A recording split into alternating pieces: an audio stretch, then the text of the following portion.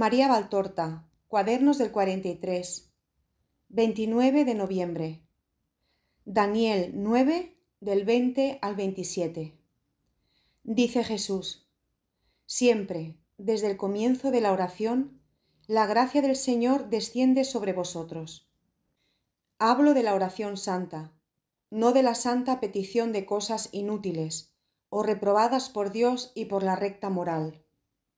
El Eterno, que vela por vosotros desde los cielos, no tiene corazón duro como el vuestro, que sois duros para con los hermanos e ingratos para con Dios. Él se inclina enseguida sobre vosotros, cuando con corazón humilde, amoroso y confiado, cuando con sacrificio y constancia pedís piedad a Dios. Pan y consuelo, ciencia y guía os da Dios cuando os dirigís a Él. Y si no se os satisface siempre, no penséis que quedaréis sin respuesta en vuestro orar. Por alguna cosa negada por una inteligencia que todo conoce, vosotros recibís otros dones que no siempre apreciáis enseguida y que no agradecéis inmediatamente. Pero antes o después debéis reconocer esta bondad inteligente que os cuida. Y si aquí no la conocéis, ciertamente será más allá de la vida terrena, donde sabréis cuán grande y bueno fue para vosotros el Señor. A Daniel, que aún oraba, y su oración también podría recitarla ahora, le habló mi ángel. El Consolador, que es también el Anunciador, nunca está al margen de cuanto a mí se refiere. Mensajero de Dios, espíritu obediente y amoroso, fue siempre su gozo el llevar la voluntad de Dios a los hombres y consolar a los que sufren. No dejó raudo el cielo solo para el anuncio beato, para consolar a José, para confortar mi tremenda agonía. Ya había ido a los profetas a llevar la palabra y a desvelar el futuro que me concernía como Mesías. Espíritu inflamado de amor, aletea cerca de los deseosos de Dios y lleva los suspiros de los amantes a Dios y las luces de Dios a sus amantes. Uno solo podía quitar las transgresiones, el pecado y la injusticia de la tierra, que era merecedora de un nuevo diluvio, y solo fue inundada y limpiada por una sangre divina e inocente.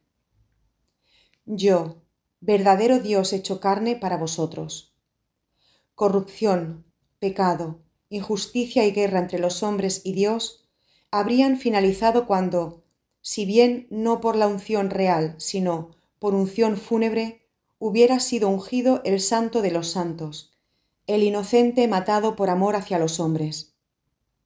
Suspiro de los patriarcas y de todo el pueblo de Dios, el Mesías debía surgir para crear la nueva Jerusalén que no muere para siempre.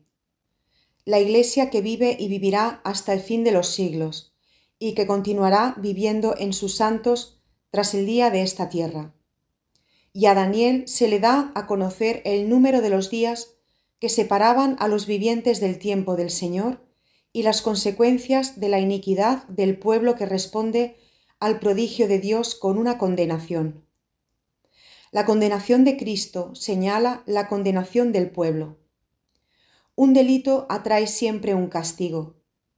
Y dado que ningún delito es mayor que el de ensañarse con los inocentes y calumniar a los no culpables, ¿qué castigo podía reservarse para quien había matado al inocente, que no fuera la destrucción total del lugar donde se había instalado la ignominia? Los sacrificios ya son inútiles cuando se ha superado la medida. Dios es longánime, pero no es injusto. Y perdonar la obstinación en el pecar, después de haber dado todos los medios para conocer el error, salir de él y volver a Dios, hubiera sido una injusticia por parte de Dios hacia los justos y hacia quienes han torturado los malvados. Las 72 semanas podrían ser, entonces, también de siglos, y al finalizarse éstas, oh hija, llegar la desolación sobre la tierra, y el abomino allí donde todo debería ser santo. Ya os habéis encaminado. Demasiada resquebrajadura de ciencia humana corroe, como una caries, el corazón de mis ministros que no saben ser de Dios sino del mundo, y que absorben el espíritu del mundo, y dan al mundo su aliento, que ya no es de cielo. Es el gran dolor de Cristo. Demasiadas regiones sin iglesias, demasiadas iglesias sin sacerdotes, demasiados fieles sin guía, demasiados corazones sin amor. Si Gabriel viniera de nuevo, muy difícilmente encontraría corazones que supieran orar como Daniel y que acogiesen su palabra sin fraccionarla, hasta destruirla, para estudiarla y lograr negarla. ¿Y no es esto ya una abominación en la casa de Dios, allí donde al menos sus ministros, al menos ellos, deberían ser luz de las gentes? Estáis matando a Cristo por segunda vez. Lo matáis en vuestro espíritu, y dentro de poco ya no seréis su pueblo, sino una tribu de idólatras. Por eso, no os quejéis de que el cielo se haya cerrado sobre vuestro fermento de abominación. En verdad os digo que, si no os convertís al Señor Dios vuestro, la desolación durará hasta el final. 30 de noviembre. Miqueas 5, del 1 al 5. Dice Jesús: Te fue dicha la razón por la que Belén fue la predestinada de entre todas las ciudades de Judá para ser la que habría recibido al Salvador. Fue grande, no tanto por la muerte de Raquel y por el cetro que le correspondió con la estirpe de Judá, sino por haber acogido al verdadero Rey, a quien mirarán todas las gentes, con ilimitado amor o con odio igualmente sin fin, hasta el final de los tiempos. El esperado de las gentes, cuyo cetro es una cruz, cuya ley son el amor y el perdón, cuya obra es la redención.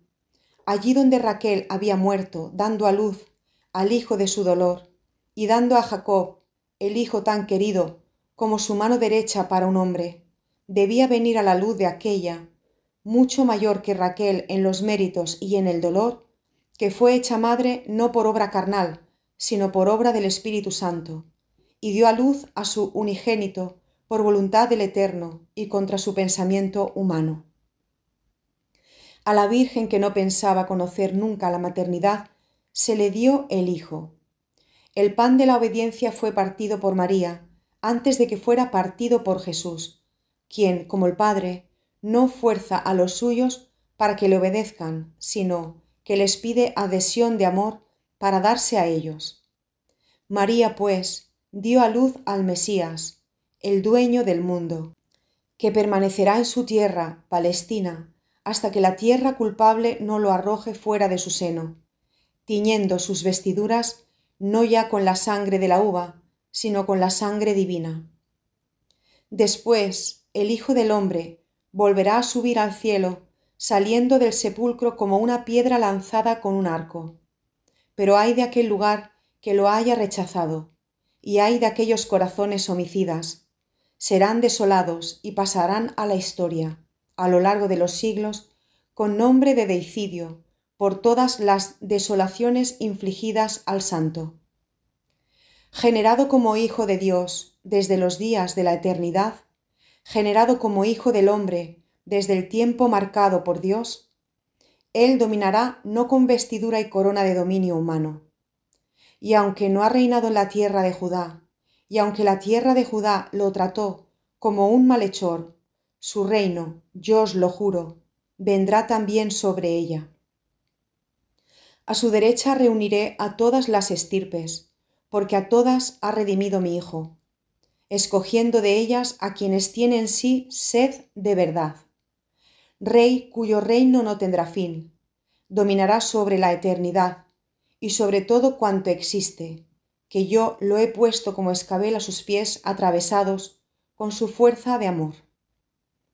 Y bienaventurados aquellos que se conviertan a su amor, o que permanezcan fieles a él hasta el final. Estos heredarán junto a él la tierra, y la paz de la que es el hacedor será su herencia por los siglos de los siglos. También aquí me doy cuenta, leyendo lo escrito, de que habla nuestro Padre. Son las 9 de la mañana. El otro fragmento, el del 29, lo he escrito por la tarde. entre sufrimientos atroces que me estaban torturando todo el día, hasta culminar en una crisis de asfixia a las 18 horas. Desde las primeras horas de la noche, Jesús me tenía en su poder, desde que me había dicho busca el punto de las 70 semanas, y le aseguro que durante el día había sufrido también por esto.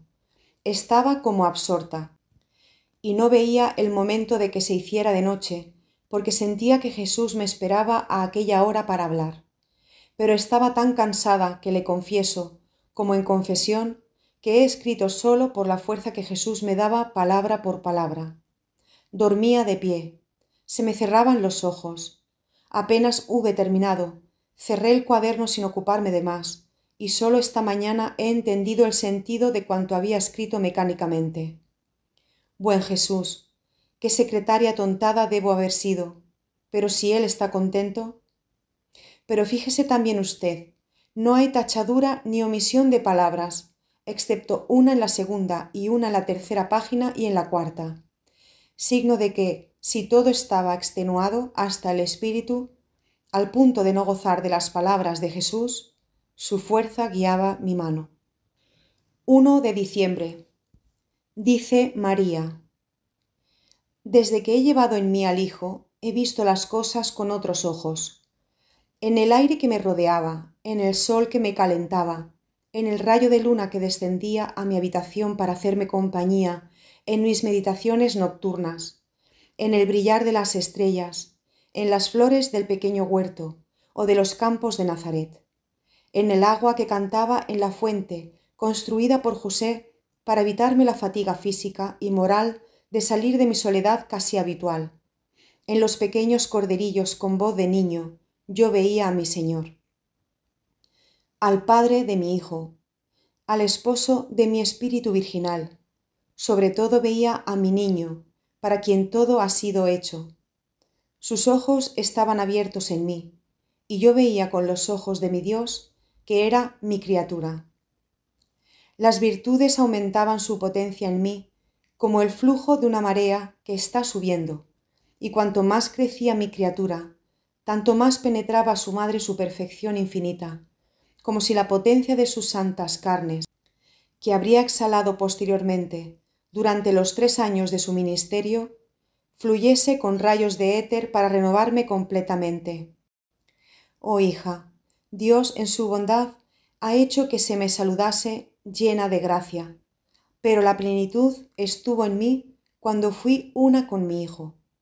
Mi alma era entonces la que, una con Dios, recibía de Él la abundancia de las virtudes. La caridad fue la sobresaliente de aquel momento. Si antes amaba, después superé el amor de la criatura, porque amé con el corazón de la Madre de Dios. Ardí. El incendio es un velo de escarcha sobre un campo de invierno en comparación con el ardor que había en mí. Vi a las criaturas no ya con pensamiento de mujer, sino con mente de esposa del Altísimo y de madre del Redentor. Aquellas criaturas eran mías. Mi maternidad espiritual comenzó entonces porque no fue necesario que Simeón hablara para conocer mi destino.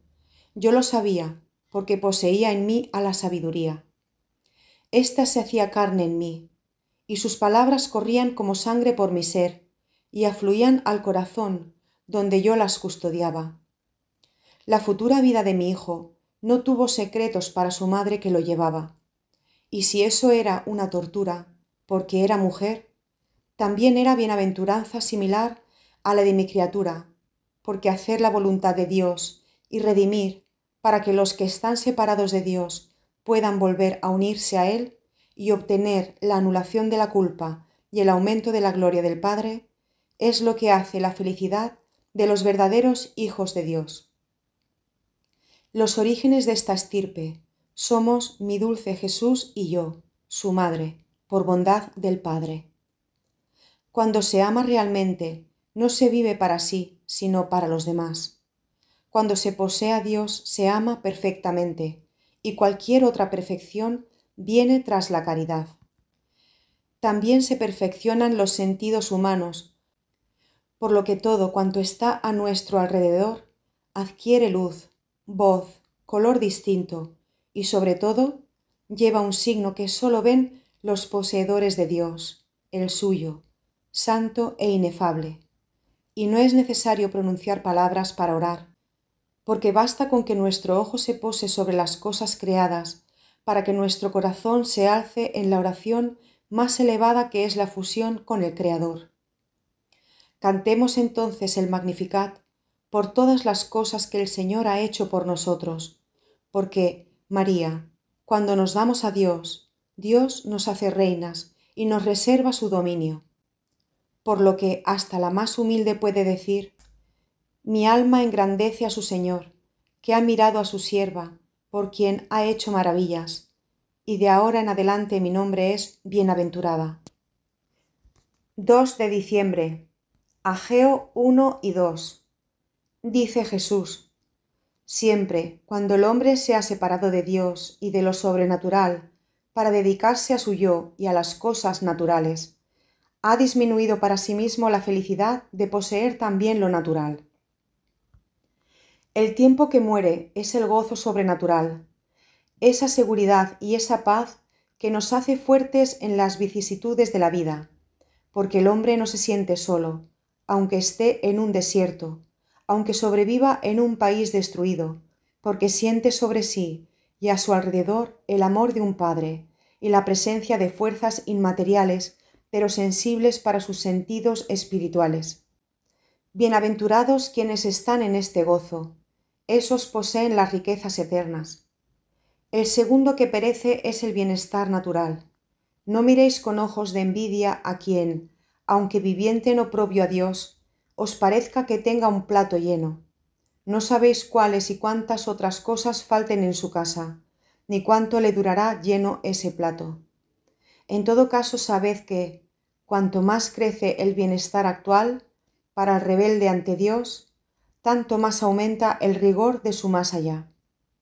Los epulones no estarán en el seno de Abraham, sino los Lázaros, que tienen el corazón rico de obras santas y de obediencia a la santa voluntad. Los rebeldes, y también los que se acuerdan del Señor, viven afanándose en aumentar bolsa y granero, casas y poderes, cargos y honores. Oh ilusos infelices, que cuanto más se fatigan para saciarse, más les roe el germen del pecado, como hace un roedor en un saco de trigo, que va siempre menguando aunque vuelva a llenarse, porque el castigo de Dios está sobre su obra. ¿Qué tenéis hoy que habéis convertido el presente, que muere, en finalidad de vuestro vivir, y ya no tenéis los ojos del Espíritu para ver a Dios, ni el latido del Espíritu para pensar en Dios? ¿Han triunfado vuestras empresas? ¿Han aumentado vuestras riquezas? ¿Ha crecido vuestra felicidad? No.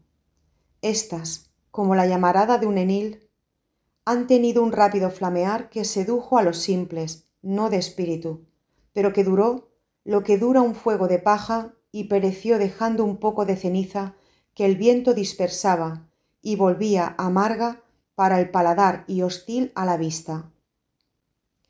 Vuestro aparente triunfo se os deshace en derrota y dolor, y os ha envuelto en vosotros y a quienes habéis seducido. Volved a Dios, lo digo una vez más. Sobre los intereses particulares e incluso nacionales, hay un interés más elevado, el de Dios, y éste debería tener preferencia siempre. Si ocurriera así, no caeríais en los errores y en los delitos, sean individuales o nacionales en los que caéis, porque el interés de Dios no está hecho de cosas malvadas sino santas. Y donde está la santidad no hay error y delito. Y no solo esto, sino que obrando así como hacéis, empujáis a Dios a castigaros en vuestros campos, en vuestros rebaños, dándoos hambre y sequía, e impedís que desde los cielos se funda un rocío mucho más vivificador que el rocío de la noche que cubre de perlas los brotes de los campos y hace crecer las mieses y el heno. Vosotros impedís que se os dé el rocío de la gracia en los corazones. Cristo no puede obrar en vosotros. Es inútil decir que los cielos envíen al justo a la tierra. Él ya descendió una vez, pero vosotros habéis permanecido y os habéis vuelto cada vez más tierras estériles y áridos adoquines. Estáis cerrados en vuestros espíritus, ceñidos por carne y sangre, matados por la carne y la sangre, y el Salvador no puede entrar para salvaros. Y sin embargo vendré incansablemente a tocar, individualmente, a las puertas de los corazones, y donde encuentre quien me abre, entraré para convertirlo en morada de paz. Vendré, porque aún soy el deseado por los justos de la tierra y por los santos de la tierra. Vendré para asumir mi reino, para mi segunda venida y para mi triunfo final. Atraeré hacia mí al mundo de los vivientes en el espíritu, y en mí convergerán razas y naciones para ver mi gloria que se corona con una cruz. Fluirá la paz, porque soy el Señor de la paz. Fluirá como un río de leche sobre el mundo para volverlo virgen con el candor tras tanta sangre que, desde todos los continentes, grita a Dios su dolor de haber sido extraída de las venas por mano de los hombres. He lavado con mi sangre la sangre de esta tierra, desde Abel hasta el día de mi muerte, pero después el delito del odio humano, que es furor satánico, ha ensuciado de nuevo la tierra, y no hay terrón de vuestro planeta que no haya conocido el sabor de la sangre. Desde estos terrones empapados de sangre humana sube una miasmas que os hace cada vez más feroces. Solo mi poder puede purificar lo que os rodea y cuanto tenéis en vuestro interior. Y cuando llegue la hora, vendré para limpiaros del odio humano a vosotros y a la tierra, para que con sus vivientes sea presentable a Dios. La última lucha será de odio puramente satánico, y entonces solo odiarán Satanás y sus hijos. Ahora odiáis todos, incluso los santos de entre vosotros odian, más o menos, al enemigo y al vecino. Y esto agiliza las obras de Satanás y obstaculiza las obras de Dios en los individuos o en las naciones. No tengáis movimientos de rencor o de desprecio, vosotros que sois los más queridos para mí, al menos vosotros. He muerto por todos, recordadlo, italianos, franceses, ingleses, españoles, alemanes o rumanos. Están igualmente teñidos por mi sangre. Con mi sangre os he unido a todos al cepo de la vid divina. Entonces, ¿por qué odiaros? Ni las divisiones de raza, ni las divisiones de cultos justifican vuestro rencor. Solo yo soy el juez. Quien se enfurece con un semejante en nombre de la fe o de la patria, es contrario a la caridad y por ello a Dios. No maldeciré a los enviados a combatir, porque he enseñado la obediencia a la autoridad. Pero mi anatema ya está pronunciado, y colmará de estruendo el firmamento en el día del juicio, por aquellos que, bajo un fingido manto de patriotismo y de defensa de la fe, se arrogan el derecho de saquear y asesinar para servirse a sí mismos. No agitéis un estandarte en el que no creéis. No pronunciéis defensa de lo que despreciáis en el corazón. No digáis, soy el defensor de Dios y de la patria, de la causa de Dios y de la patria. Mentís. Vosotros sois los primeros que atentáis a esta y a aquel y que perjudicáis no a Dios superior a vuestros atentados, sino a la patria. Comenzad a defender a Dios en vosotros y a la patria en vosotros, y no cambiéis la fe y la patria por un plato de lentejas o por 30 malditas monedas. Destructores y mentirosos, adúlteros de la fe y de la patria, escarnecedores de la doctrina y de vuestra mente, porque decís una cosa y hacéis otra, porque sabéis que lo que hacéis está mal, y de todas formas lo hacéis, porque adherís a una idea o a la fe y después la traicionáis por un amor bajo, porque os mentís a vosotros y a los demás, porque destruís lo que otros han cultivado para dároslo en herencia. Oh crueles, que también destruís la obra de Dios y matáis el templo de vuestro cuerpo, en el que hay un alma muerta, y el templo de Dios, porque en las iglesias son muy escasos los fieles y los ministros vivos. ¿Para qué sirven vuestros ritos hechos con el alma muerta? ¿No recordáis que a Dios se le ofrendan hostias vivas, perfectas y primeras? ¿Y vosotros le ofrendáis los restos, los estropeados, los muertos? Muertos porque matáis lo que tocáis con el alma muerta, estropeados porque deformáis lo que dais a Dios con el alma enferma, restos porque le reserváis a Él lo que os queda después de haberos enriquecido para vuestro gozar. Volved a Dios, volved a Cristo, sacerdotes, volved para convertíos en sacerdotes. Necesitáis su consagración, el óleo que destila del sacerdote eterno. Sois demasiados los que habéis quedado reducidos a lámparas carentes de aceite, y los fieles se pierden porque no tienen luz en las tinieblas. Llevadle a ellos la luz. Yo soy la luz del mundo, pero no podéis llevarme si no me tenéis en vosotros. Y no maltratéis a mi portavoz si os dice esto. Bendecidlo en cambio, porque os hace conocer la verdad, y os da la manera de miraros entre las llagas del alma, y quitaros tanto polvo que os la ensucia. Si la verdad es amarga y os disgusta, pensad que si se dice es por vuestra culpa. Esta verdad no había que merecerla, era mejor. Pero dado que la habéis merecido, no os soliviantéis con mi portavoz, que os la dice con lágrimas, que si yo le he elegido para hacer esto, es porque le amo y veo en su espíritu una morada en la que soy siempre bien recibido, con el respeto del súbdito al rey y con la sencillez del niño hacia el padre. Yo lo he dicho, quien me ama hace las mismas obras que yo hago, porque yo vivo en mis amantes, víctimas que se aniquilan en el amor hasta morir, y en ellos obro las maravillas de mi poder. Inmediatamente después a mí, dice Jesús: te he tomado como a un niño pequeño y te he puesto en medio de ellos, porque Dios tiene preferencia en hablar a los niños, niños de años o niños de espíritu, porque en ellos hay sencillez y pureza para acoger las revelaciones de Dios. Pero el día en que tú quisieras hacerte grande y semejante a ellos, yo dejaría de llevarte de la mano e instruirte. Los adultos no necesitan ser conducidos, a no ser que sean ciegos ni instruidos, porque saben y se jactan de ello.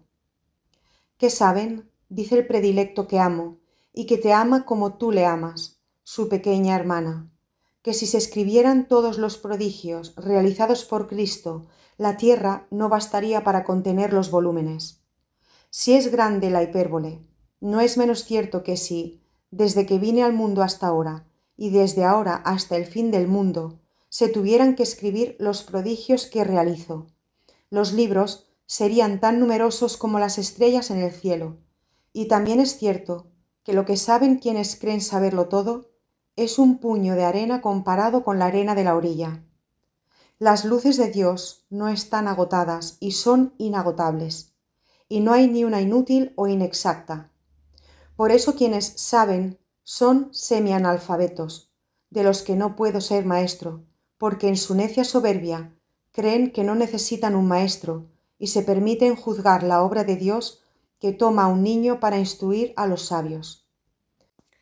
Si te fastidian con sus farisaicas críticas y reprobaciones, responde con mi respuesta. ¿No sabéis que debo ocuparme de los intereses de mi Padre? Y no te turbes. Antes estabas en mis brazos. Ahora te tienen también el padre y la madre. Estás más segura que un niño en el seno de la madre y que un pajarillo bajo el ala materna. Pero permanece pequeña. Siempre tendrás nuestra leche para tu nutrición. Y los ciegos de buena voluntad, poniendo su mano en tu manita, lo que no humilla porque la ayuda de un niño nunca humilla, podrán tener guía en el camino de la vida. Ve en paz, descansa, te bendigo. He escrito este primer fragmento desde la 1 hasta las 2 de la mañana. Después me había recostado para descansar. Pero pasados pocos minutos Jesús ha vuelto a hablar. Le confieso que me resistía a salir de entre las mantas, ahora que comenzaba a calentarme. Pero fue tal la insistencia que me decidí, y helándome de nuevo he escrito el segundo dictado dedicado a mí. Ahora son las 10 de la mañana, y abriendo el periódico veo el decreto sobre los hebreos. ¿No le parece que tenga que ver con la página 6 y 7 del dictado del 2? He puesto una señal roja en el texto que me parece que sea la respuesta divina a este decreto humano. Habrá notado que ayer era feliz. La voz de María me cantaba en el corazón y me colmaba de beatitud. Habría querido comunicarle inmediatamente esta alegría, pero no podía. Sin embargo, creo que mirándome usted ha debido entender que me encontraba inmersa en un gozo nuevo. Verdaderamente el Señor es demasiado bueno conmigo.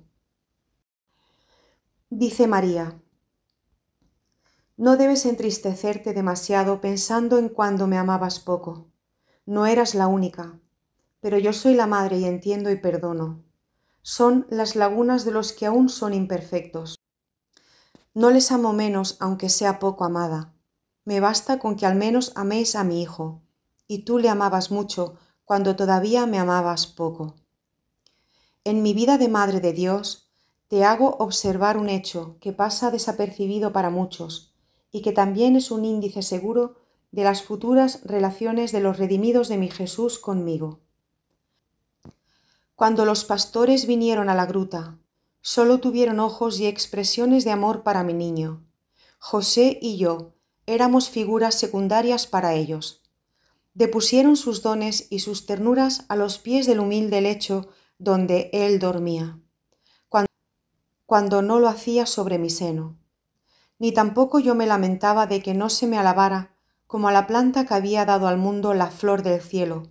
Me bastaba con que amasen a mi criatura y que la amasen tanto. Habrían sido tantos los que después la odiarían. De los presentes en el rito siempre nuevo, de una presentación en el templo, ninguno tuvo un gesto hacia mí. Miraban a mi tesoro y le alababan por su belleza sobrehumana, pero a su madre no le daban más que alabanzas humanas.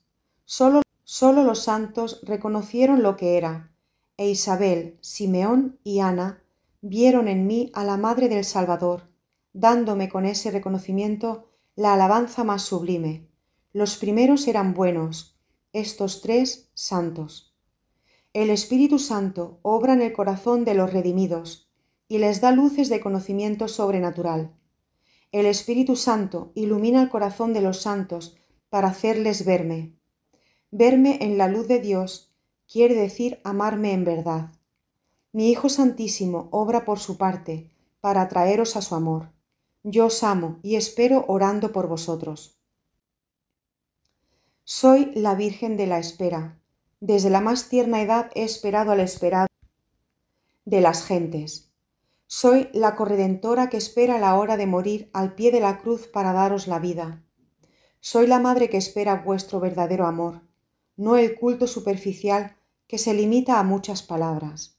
Orar no significa decir muchas oraciones, quiere decir amar, quiere decir hacer hablar al propio corazón. Yo soy la silenciosa, nueva Eva, os enseño el silencio. Con el hablar entró en Eva la seducción, con mi callar entró en el mundo la redención. Aprended de mí la virtud del silencio, porque en el silencio interior el corazón habla a Dios y Dios al corazón. Mi silencio no era el silencio inerte de un alma muerta, al contrario, era obrar activísimo en lo espiritual. Cuando mi niño estuvo en mis brazos, yo, por él que no sabía hablar, porque no era más que un pequeño, que sólo sabía dar bajidos, mi Hijo Dios, la voz del Padre, la palabra del Padre, habiéndose, por amor, anientado en un niño que baje con voz de corderito, yo he pronunciado por él la ofrenda al Padre. El primer paternoster, lo he dicho yo en la fría gruta de Belén, manteniendo alzado entre los brazos a mi Cordero, venido al mundo para ser matado, y para dar vida a los muertos en el alma. El fiat voluntas tua, lo he dicho yo, llorando, la primera. ¿Y sabes qué quiere decir para la madre estas palabras al Eterno? Ahora, cuando veo que por amor a mi Hijo, una criatura cumple la voluntad divina, que sobre todo es voluntad de amor, anulo su deuda hacia mí y aumento mi amor por ella. Después Jesús me la trae. Dejo a mi Jesús el cuidado de hacerme amar. Donde está Él está también el Espíritu de Dios, y donde está el Espíritu hay ciencia y luz. Por tanto es inevitable que os instruyáis también en el amor hacia mí. Cuando después llegáis a amarme en verdad, entonces yo vengo, y mi venida siempre es alegría y salvación.